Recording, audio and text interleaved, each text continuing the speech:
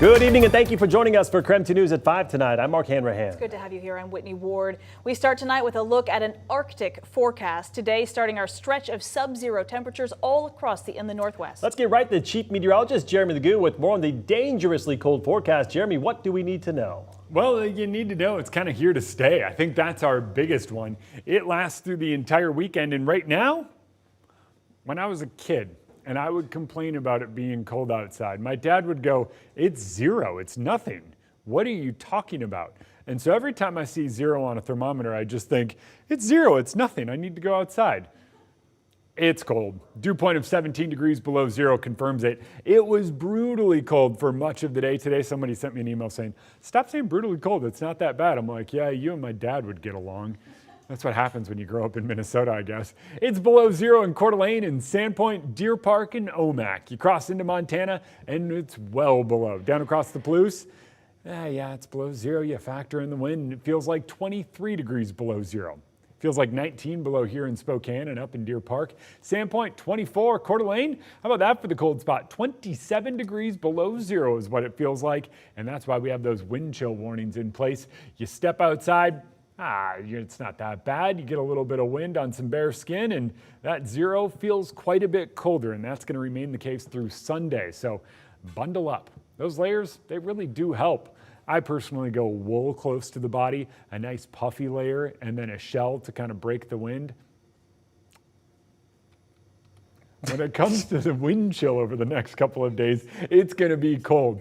Near 30 degrees below zero tomorrow morning, if not 35 below in places like Sandpoint. By tomorrow afternoon, it just stays below zero. We don't ever feel like we're above zero until Sunday afternoon. That's when those wind chill warnings expire. So by the time we get to next Monday, it is going to feel like a world of difference. Jeremy, thank you very much.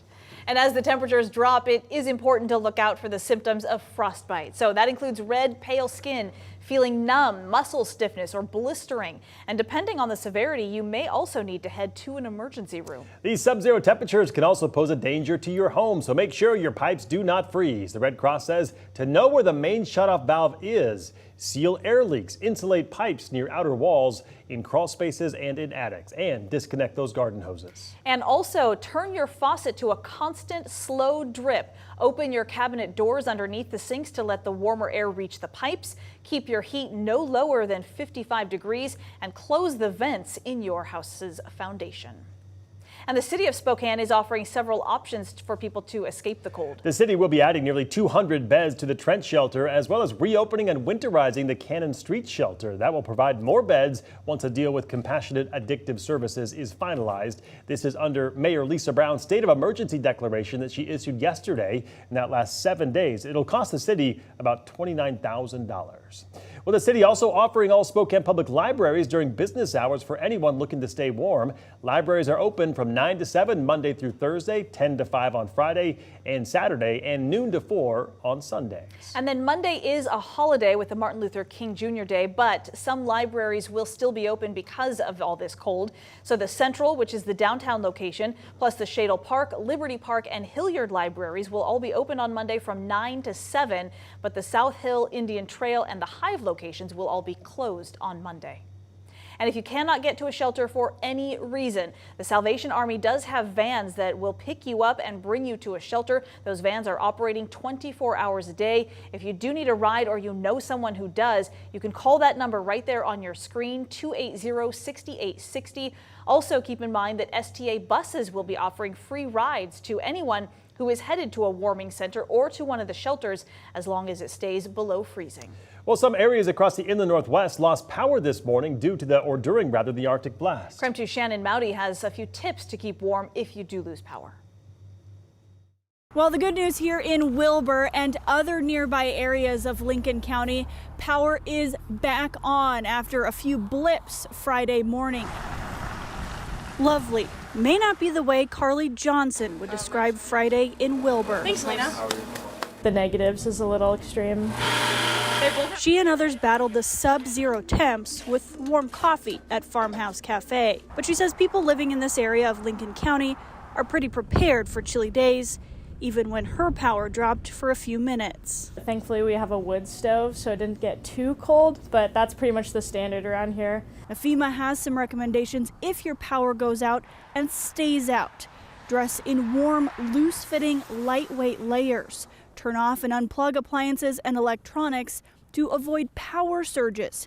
Close off unused rooms to keep heat in areas of your home where you need it the most. And you can also open cabinets to keep warmer air circulating around pipes and leave those pipes dripping to avoid freezing. Never use a generator, gas, or open flame heat source inside, which can put you at risk of carbon monoxide poisoning. Blankets, man, maybe some, I guess the generators can for sure help.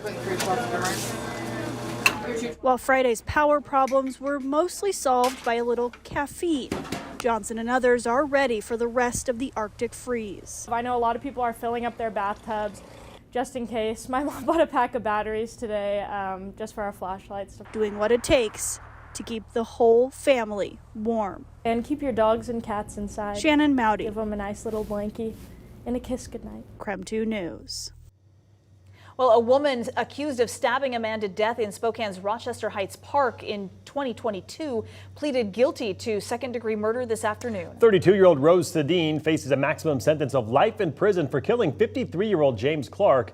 Police say the murder, which happened in broad daylight, was captured on a nearby security camera. By pleading guilty, prosecutors asked Judge Timothy Fennessy to sentence Sedin to 12 years in prison, which is the low end of the standard range based on her prior criminal history.